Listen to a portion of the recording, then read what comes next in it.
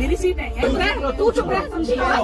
क्या आपकी train journey में आपकी सीट पर कोई और बैठ गया है और बोलने पर भी हट नहीं रहा? ऐसा है तो आप नहीं लड़ेंगे, आपके लिए टीटी लड़े। Here what you need to do.